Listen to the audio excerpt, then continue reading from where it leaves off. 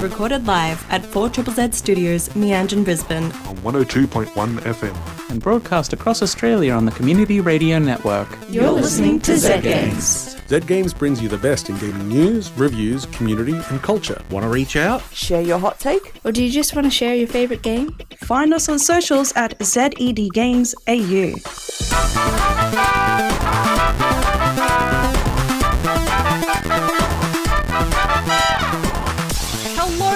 Hello. You're listening to Zed Games. My name is Zara, and with me in the studio this week is Caroline and Tom. Woo!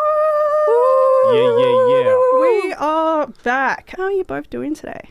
I'm good. I got some sunshine. I had a nap on the bus on the way in, so Nice. I'm fantastic. Oh, brilliant. How about you, Tom? Playing a lot of video games, funnily hell enough. yeah. Playing a lot of Pokemon, getting ready for certain Pokemon happenings coming up soon. Ooh. World Championships and the Nations Championships. It's coming up soon. Pokemon's season. happening. Pokemon's going to be in Brisbane. Pokemon is here in Brisbane. It's a beautiful day, and we've got kind of a lot to talk about. We didn't have a chance to talk about video games last week, but we're back, and we've got the week in gaming news.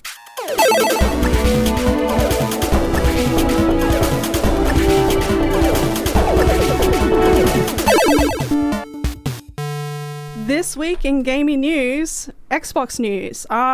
So a report has revealed that Microsoft appears to be teaming up with a PC gaming company supposedly to build a handheld console much like the Steam Deck or the Lenovo Legion Go. In the past, Microsoft gaming CEO Phil Spencer did tease that a handheld Xbox was a few years out. And this also sort of aligns with the next Xbox console, which will reportedly launch in 2027 and might not be a traditional console. It may be more like a PC that's optimized for your TV than, the typical box that contains my games. Blacks. I mean, that's kind of been what's happening with Xbox. Yeah. Most of their stuff's coming straight to PC straight away.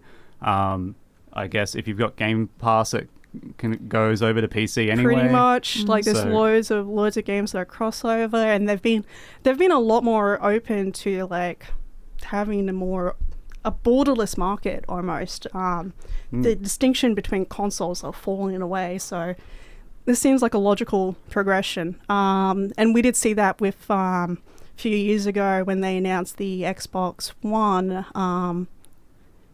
Xbox Series X and all that kind of jazz. Which Xbox that was One? A few years ago. They focus more on the Game Pass than the actual console. But yeah, I guess we'll see what they're cooking up pretty soon. Let's see Halo Pocket coming. Oh, God. I'm getting into a Halo phase at the moment, like going back into a Halo phase at the moment, so I hope so. Now's the time.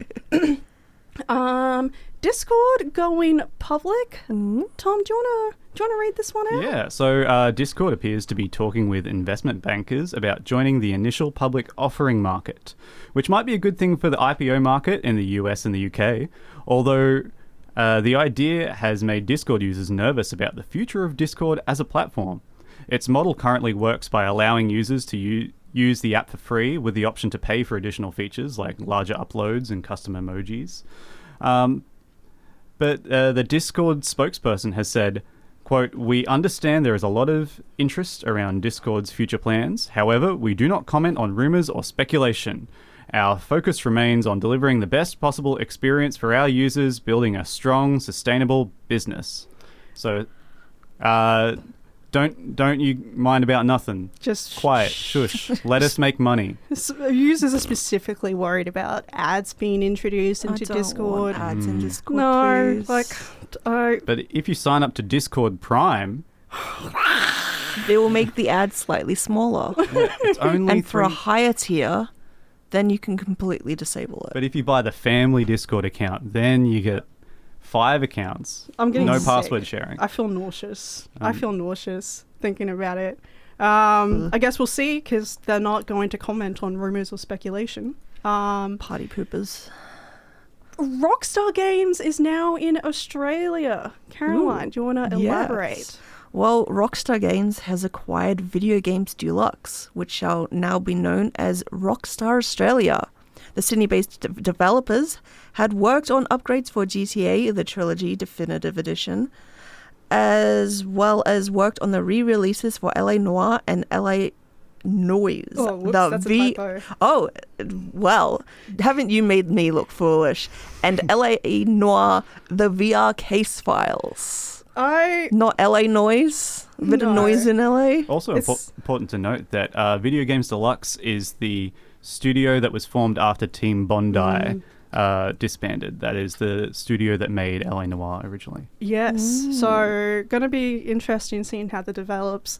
I feel like I've been seeing sort of a lot of like the older studios kind of making the rising like a phoenix kind of thing. I'm assuming that this means that we're just going to get more GTA games remastered. I disagree. I think this is a hard confirmation for Bully 2, or as released in Australia, Canis Canem Edit. So maybe we'll get Canis Canem Edit 2, or Bully 2. You heard it here, folks. You heard it here first. Some straight wild from speculation. The mouth. We've also had the Humble Games Showcase 2025. Humble Games they just love bundling games and selling it to you. I don't know how else to really describe them. And they've bundled up a whole showcase of some exclusive, some interesting stuff coming up. We've got things like Breeze in the Clouds, which looks really cute. That's a little like combo action platformer, similar to like a 2D Devil May Cry or Bayonetta combo system with supers and waves and boss fights. You play as a cute little dog. There's also On Your Tail, which I'm interested in. It's a cozy detective adventure game where you're supposed to play as a vacation, like a writer who's on vacation, and the town that you're vacationing in has a bit of a mystery going on. So you've got to do your detective stuff. Well, I'm looking at Town of Zoz, where you play as Ito, who has reluctantly returned to his hometown of Zoz to help his family with their farm and restaurant. So it's, you go out, get ingredients, and cook stuff. I do that in real life. I know, hey. Very realistic. It sounds cute. Anything else, Tom? Yeah, so Humble Games is a separate company from Humble Bundle specifically. This is more about producing games. But I will say that I am interested in Wild Blue, which was teased, and it was my favorite kind of trailer, the kind that has zero gameplay footage. Ooh. It is going to be made by it's Chuhai Studios. Chuhai. Which is like just an indie studio, but they are bringing on to their team Giles Goddard, who worked on the original Star Fox, and this is looking to be a spiritual successor to the on-rails shooter style Star Fox or Lilac Wars style games.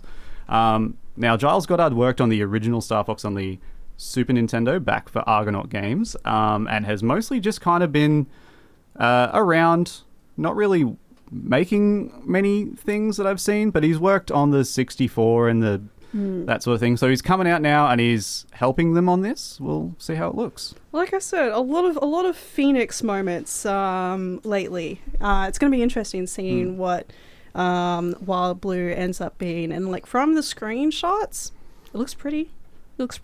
I could fly through. I could probably fly through some of these. I think I'll probably be bad at it initially, but that's games. I better have some snarky co-pilots that will talk to me and tell me to do barrel rolls. It is essential that the co-pilots are extremely snarky. Like, it's got to be maximum snarked. Moving on, folks, just check out the Humble Games Showcase. There's a lot of really cute, really interesting stuff coming along. Moving on to the news nibbles. Two adult men got into a fight in San Francisco over a vending machine that just restocked its Pokemon cards. One gentleman was waiting in line from the car park in his car, nowhere near the actual vending machine.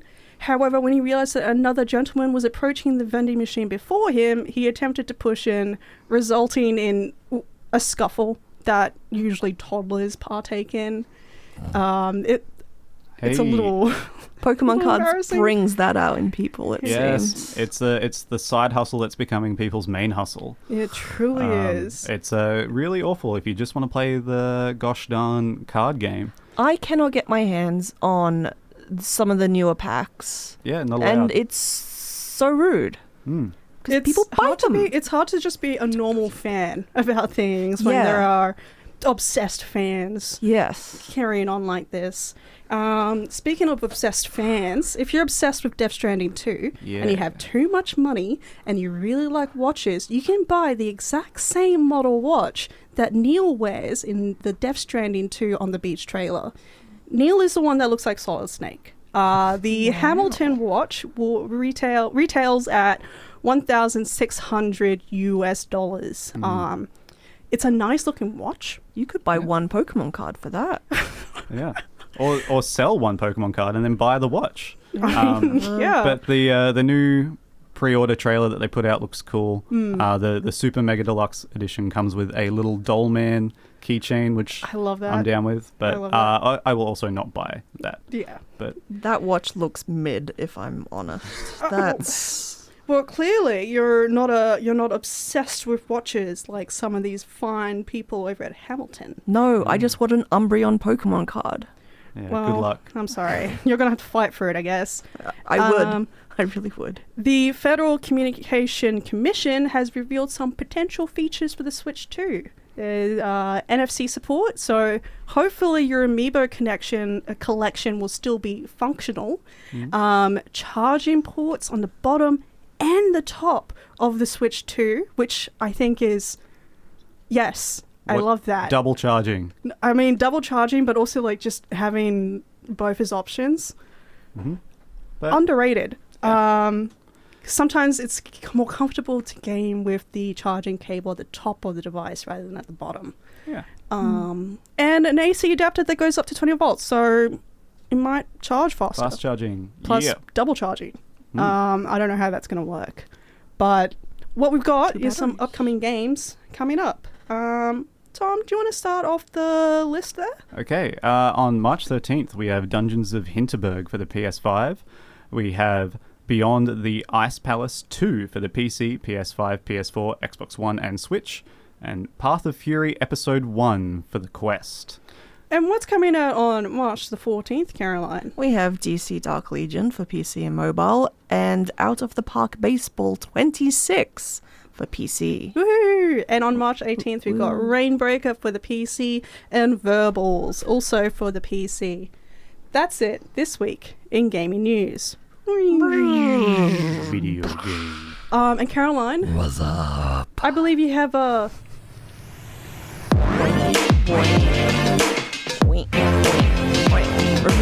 Review. I have a review. game. Hey!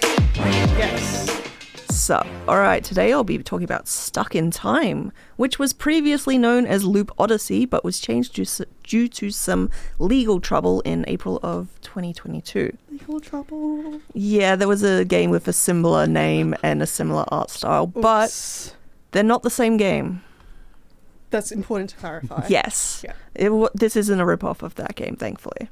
It is its own thing, and it is built as an idle RPG adventure game. It's a tile-based game with pixel art. The art is clear, you can tell what is what, and characters have these cute little looping portrait animations in the storybook. Now imagine this. You wake up with no memory of who you are or what has happened to you. As you look around, you realize you are in an area enclosed with dense trees. There's no way through, except for a rotting fence. As you try and break the wood to cross, your energy begins to wane and you die. Oh. You wake up. You're back where you started. The scenery is the same as before. Dense trees, rotting fence, but this time you notice a nest of rats and a nearby altar. So what else is there to do except kill some rats and inspect and interact with the altar? And by killing these rats, you gain XP, and at the altar, you can level up, filling you with enough energy to break through the fence before stumbling into a creature with glowing red eyes, and then it disembowels you. Ooh. You wake up. Stuck in Time is a game about repetition, with the premise being that you are trapped in a time loop. The more times you do things, the more familiar you become with them. You figure out the exact point in which to strike to bring down the rotten fence. You know where to place your feet, avoiding slick grass, dodging that obscure divot. You know which way the rats will attack and how to most efficiently kill them. Gradually, your loops become longer and longer, and your knowledge of the area grows. You start with a certain amount of mana, and when that runs out, you die. Everything is reset, inventory, slain monsters, people you've talked to, etc. How do you progress then? Familiarity, I can't pronounce the word. The more you do an action, the quicker you can perform it in the future. Each tile, depending on what it contains, can be interacted with in a different way. These ways being movement, speaking, interacting, and fighting. Depending on what action you take on each tile, the corresponding level of familiarity will go up, and this persists through loop resets. Levels! Killing things gets you XP, and that can be used as altars to level up your spirit, which gives you increased mana, meaning you can perform more actions before you kick the bucket. Heart speeds up the game. Same amount of mana is being used per action, but it's quicker. And body increases the damage you do, as well as causing you to regain a certain amount of health. However, your levels and XP are reset each loop. There's also skills, which are leveled up by doing certain actions, and buffs gained by gaining a certain level of familiarity with the various NPCs that persist through the loops. So you need to gradually build up your permanent stat increases to be able to progress further in subsequent loops. But what makes this game unique is how it controls. You don't control the character like a normal game, like you press a button and the character responds. Instead, it's like you're programming the character by putting together a list of commands. And then you hit go and watch. If you die or run into an obstacle that you can't pass, the run ends, and you can then make changes to your programming, or stick the loop on repeat and sit back. This is where the idle part comes in. You can just leave the game running to grind the various skills that you need to reach the next milestone, whether that be the next story point that is unlocked at certain stages in the game, in the storybook, or becoming familiar enough with the terrain that you can make it to the next tile that you need to get to refresh your mana, which will then let you make it to the next map screen. The music is alright, it's serviceable, but ultimately kind of forgettable. I turned it on mute pretty quickly since it got a bit repetitive after a while, but it does a nice little fade in and out when you click on the on or off the game window. I really enjoyed this game. I liked the slowly expanding world map that I was able to become very familiar with. The characters in the story are both interesting, with all the bits that you learn piecing together a greater whole. It's very satisfying to plan out the most efficient route and then zoom around the map towards the end game after spending so long having to fight for each tile moved. I've chosen to focus on the game's mechanics in this review so as not to spoil the plot, as I think the discovery part of the game is the strongest point and the most enjoyable part of the game. I highly recommend it. I will leave you with one small spoiler though. Yes, you can pat the dog. There's a dog? There's a dog! Hey. Awesome. Okay, yes. Game of the year. 10 out of 10! all Hell we yeah. need. Currently, it is $11.50 over on Steam. So that's pretty. I actually really like when you said that the different characters have like looping character portraits. The animation looks like super smooth, like almost rotoscope style for like, which is pretty cool. Yeah, I really like it. I think the art style was kind of what drew me in, and then I was like, ooh, it has a really interesting premise. Sort of like initially when you're describing the gameplay loop and how you sort of like have to learn each time and get more familiar with things, it sort of reminded me a little bit of Slay the Princess, where you sort of like you have to keep trying over and over and over again to see what else you can reveal. And then just kind of like that sort of mechanic where you can like program what you want your character to do. That's pretty cool. Like a sim. Yeah. You program like... The idea is that why it works on you? Possibly. Also, numbers go up. Like, there's little numbers on the tiles with how familiar you are. Going up. And yeah.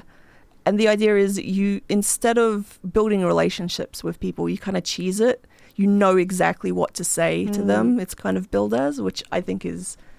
about what I do in a time loop a lot. I think I would also do that in a time loop. I'll be like, okay, time to make this super efficient, like yes, everything. Yeah. Stuck in time. Yeah. Hell yeah. Going to be...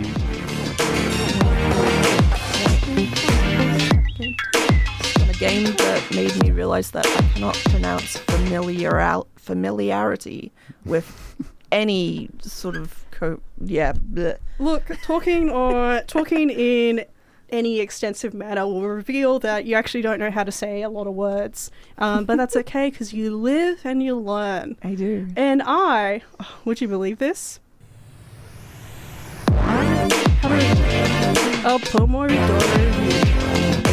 Pomo Farm by Worm.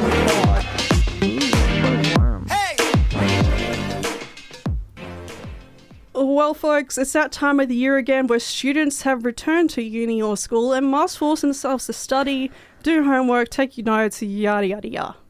And making myself focus is a bit of a balancing act. I get easily distracted. I will procrastinate. In fact, I will often end up doing chores I've been putting off so I can pretend I'm procrastinating for a good reason. I have tried all sorts of tactics: removing distractions, focus playlists, study with me videos, body doubling, artificial deadlines, yada. It's been a lot. What has worked for me so far is a bit of a precarious cocktail of tactics. It's just the right level of stimulus so it helps fill in the parts of my brain that gets bored, like plane watching videos or crochet videos. Relaxing music, setting rules for myself about how long I can faff around and what is acceptable faffing, and a Pomodoro timer. The Pomodoro method has probably been the most reliably helpful. The concept is very simple. You work or study for a shortage period of time, let's say 25 minutes, and after each 25-minute period, you have a short break. Let's say 5 minutes. Every few rounds of this, you have a longer break, maybe 30 minutes to refuel, stretch your legs, and maybe watch a short true crime episode. There's probably a load of psychological reasoning about why this works, but it's a good way to get into the state of studying. I only need to focus for 25 minutes and help maintain the flow state of studying. So allow me to introduce the game I'll be reviewing, PomoFarm, part idle game, part focus timer that utilizes the Pomodoro method.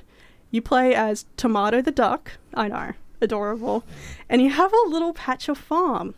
Your main currency is peas, because of course, and you use peas to purchase seeds to plant, water, grow, and eventually harvest, all laid out in a cute pixel art style. You'll get to watch Tomato do their little thing as the seeds grow. You see, the break times are when you can work on your farm, unlock upgrades, buy and plant seeds, water them, but when it's focus time, the game kind of locks up, and you can't take any further action in the game except to access your settings or to pause and reset the timer. Each focus session equals a week of in-game time, and each season is made up of 8 weeks. At the conclusion of each season, any seedlings that haven't fully grown will wither away.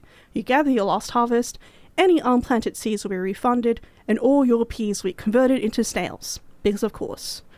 Snails are the big currency, and what you use to unlock upgrades and additional seedlings. Some upgrades includes passively gaining peas while focusing, or starting the season with a larger amount of starting peas. You can improve your harvest and even hire friends to help you out. And during the focus sessions, they'll all be carrying out their own activities with you. You're all focusing together.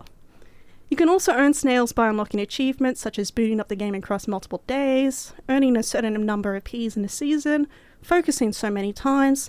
So it's a nice sense of reward and progression to keep unlocking things and clearing out more farmland. I will say there were some aspects of the UA that I didn't find very intuitive. The upgrade page was a little confusing to navigate, and it took me a few tries to understand it. The game doesn't explicitly explain a lot, but it's also pretty simple in concept, so it didn't take me long to pick it up. You do develop a bit of a strategy, a bit of planning to maximize the growing season.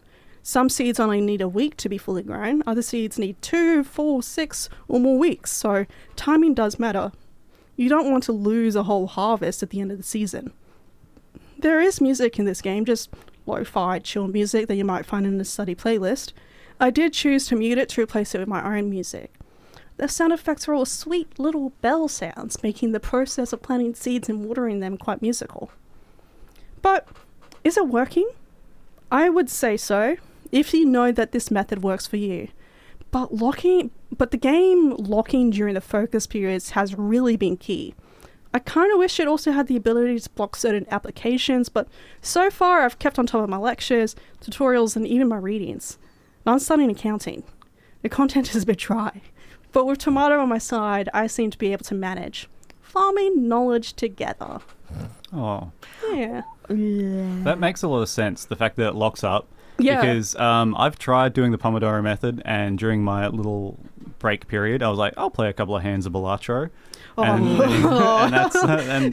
it doesn't work.